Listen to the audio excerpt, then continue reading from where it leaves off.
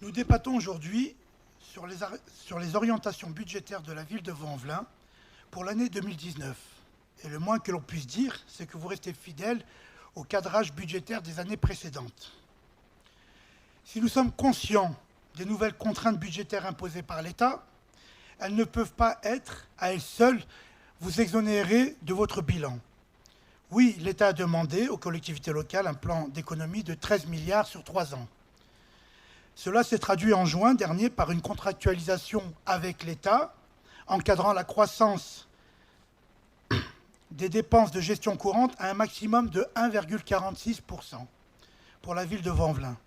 La conséquence directe de cette signature pour les finances de la ville, c'est la contrainte d'économiser 2 millions d'euros sur 3 ans, soit 600 000 euros tous les ans, donc en 2018, 2019 et 2020.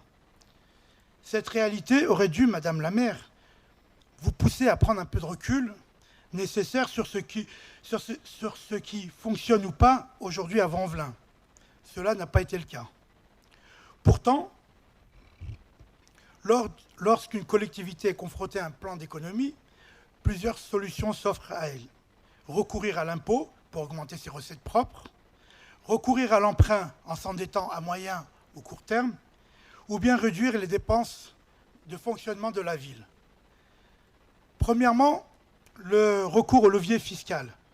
Si vous avez conservé depuis le début du mandat le même taux de fiscalité directe, soit 22,46% pour la taxe d'habitation et 26,46% pour la taxe foncière, les Vaudais ont tout de même été ponctionnés de 1,5 million d'euros depuis 2014. La non-augmentation de ces taux se comprend aisément lorsque l'on compare avec ceux pratiqués par les communes voisines. Il est aujourd'hui impossible d'augmenter la pression fiscale, sauf à aller arracher le pain de la bouche des Vaudais. Deuxièmement, le recours à l'emprunt. Sur ce point, vous êtes plus active, Madame la maire.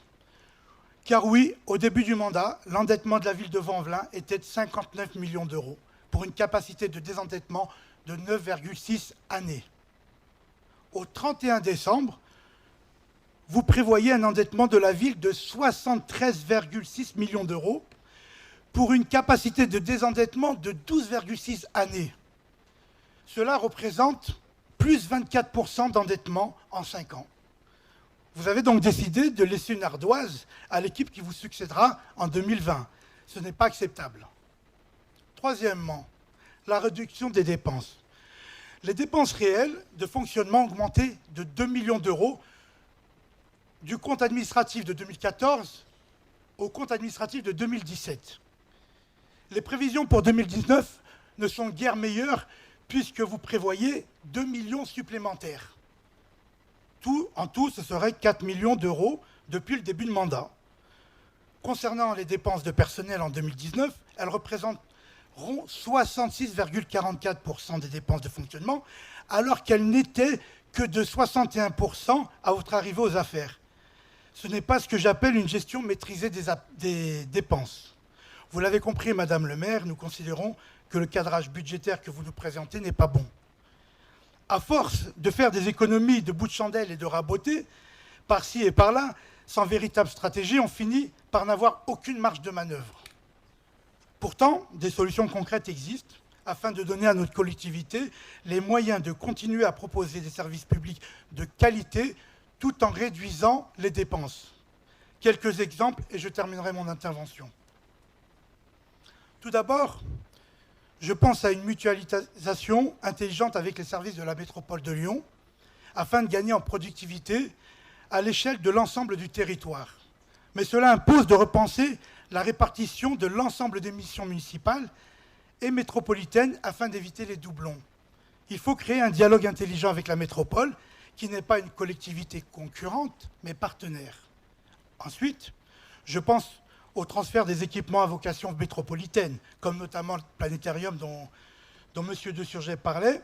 L'investissement et le fonctionnement de ces équipes restent directement assurés par le budget principal de la ville de Vaux-en-Velin, Cela se chiffre en millions d'euros. Pourtant, le planétorium est le 9e équipement culturel le plus fréquenté de l'agglomération lyonnaise, avec plus de 80 000 visiteurs par an, chaque année. C'est totalement illogique et lourd en conséquence pour les finances de la ville. Enfin, je pense à la lutte contre l'absentéisme de nos agents municipaux qui a explosé depuis votre arrivée en fonction.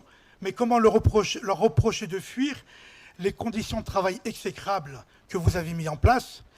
Plus de 70% d'augmentation des arrêts maladie et accidents depuis 2014. Il faut redonner confiance à nos agents dans leur mission de service public qu'ils tentent de faire bien que mal. Vous voyez, Madame le maire, ce n'est qu'une question d'organisation et de méthode. Aurez-vous le courage politique d'ici la fin du mandat d'assurer des réformes, de changer votre manière de manager la ville et de redonner un vrai souffle dans la gestion des services? Au vu des orientations budgétaires que vous nous présentez, je ne le pense pas. C'est regrettable, car vous n'avez pas le droit d'hypothéquer la santé financière de notre collectivité et l'avenir des Vaudais.